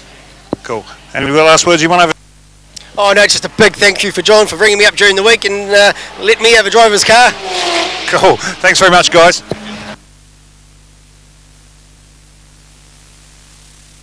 I'll see if I can find Johnny Mack in here somewhere.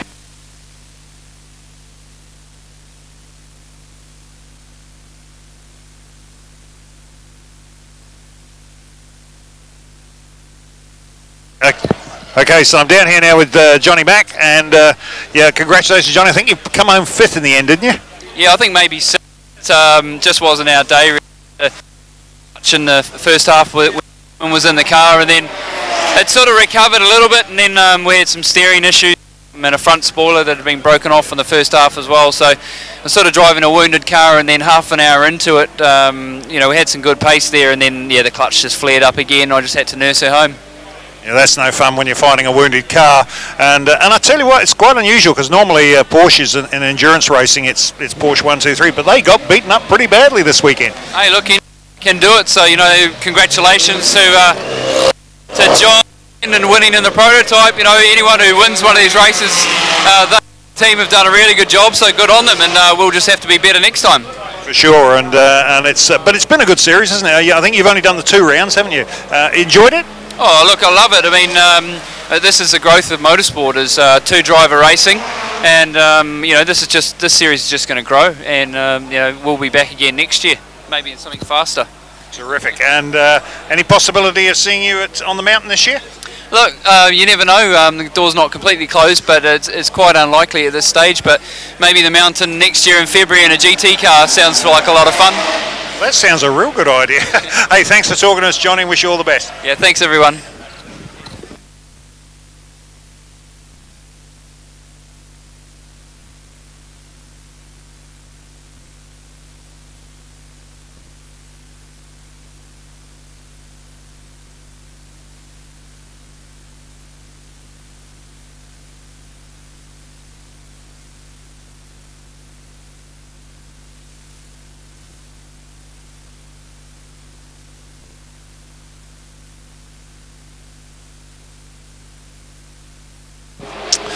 There you have it, guys. I'll head down and see if I can get hold of Nick Ross and Hughes and have a word with them and see how they're panned out.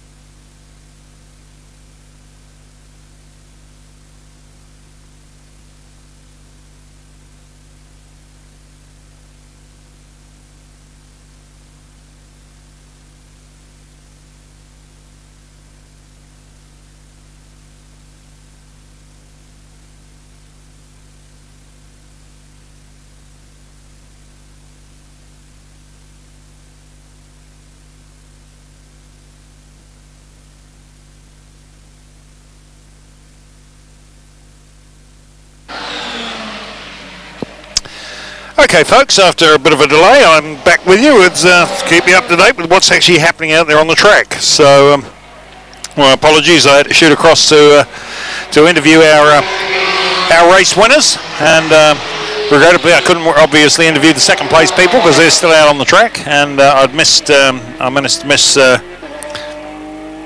Hughes and Ross, and so there we go. But now we've got a slightly depleted field over what's over in our entry, but let's have a look and see who's still circulating out there. We've got obviously Gray and Lester out there in the the 4:30 challenge, and they are leading, and they're up by a lap on the Innes Madron 996 GD3.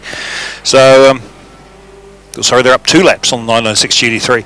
Then we've got Phillimore Studdard, the next one out there, and they're down another 3 laps behind Innes and Madron.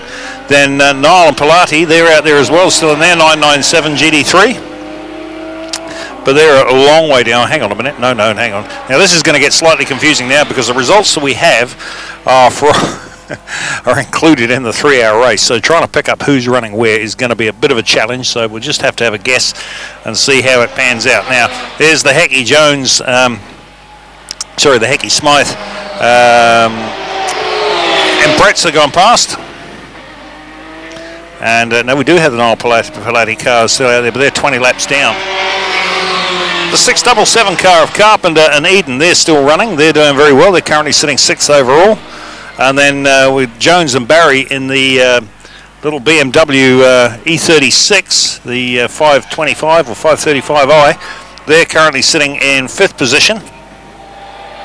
And then Hecky and Smythe are in 7th position. There's some 29 laps in arrears of Jones and Barry. Then John DeVette is still apparently featured. And I think the next car that is going to be running is going to be the Brooks and Goodwin RX-7, so he would be currently sitting in 8th position, and rounding out the field is Butcher and Sinclair in car number 484, and that is the BMW E30. So they're, as we say, not a big field, but there's still plenty of interest in there, and as to what's going to happen, can Phillimore and Stoddard pull back that extra 3 laps over the Innes Madron car?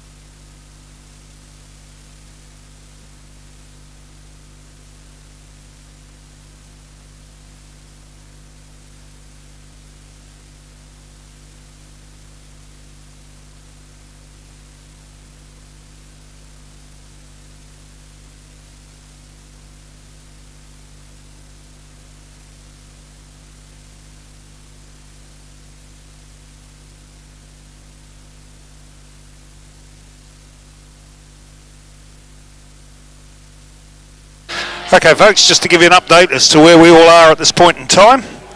We've still got the grey Leicester Ferrari 430 Challenge is still in the lead, and he's just coming across the stripe now.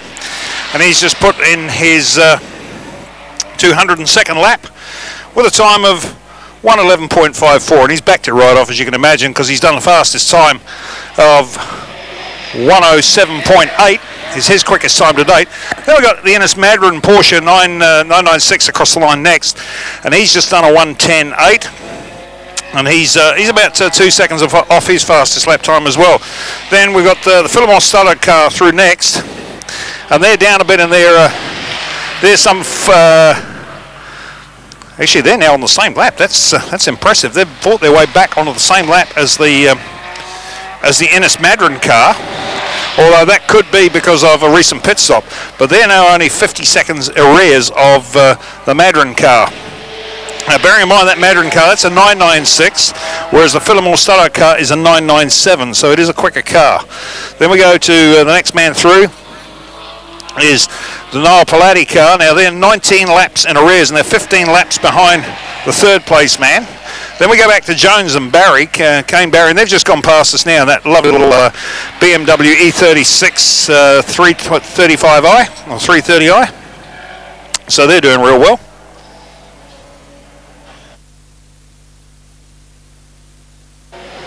Then we got in sixth place, we've got Hecky and Smythe in the little Subaru Impreza, and they're the next ones through.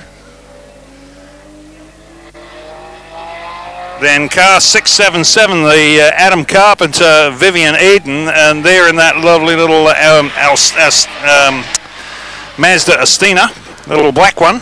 So they're doing really well. They've been going for quite a few hours now. I mean, we're now 4 and a quarter hours into a 6-hour race. As Brooks is going to be the next man through, and he just goes down another lap down to the Niall Palladdy car. And rounding out the field is Sharon Sinclair in that little BMW E30. So they're doing really well, those guys. So as they round out the field, that's where we're sitting at the moment. It's currently 4:45, and we have 4 and a quarter hours down. So we have an hour and 3/4 to go before the completion of the 6-hour race. I'll be back with you shortly, and we'll do that.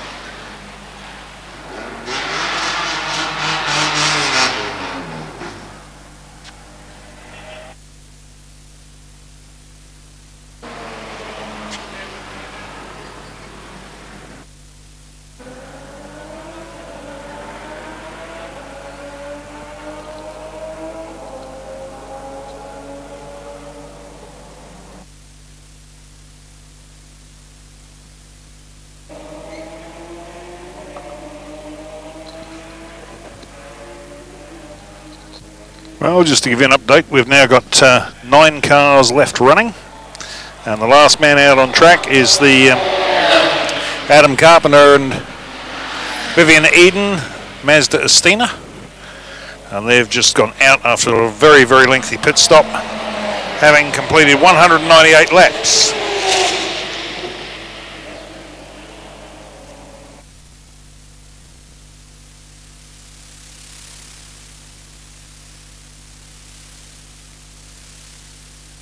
Sorry, I do apologise, it's 158 laps. The Butchers Sinclair 4484, the BMW E30, has completed 163 laps. The Brooks Mazda RX-7 Series 6 has completed 170 laps. The Hecky Smythe Subaru has done 180 laps.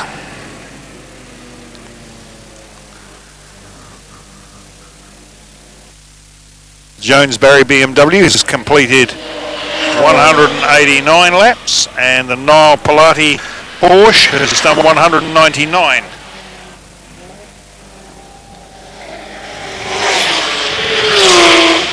The Phillimore Studdard Porsche has completed 214, and the Innes Madron one has completed 115. But they're just on.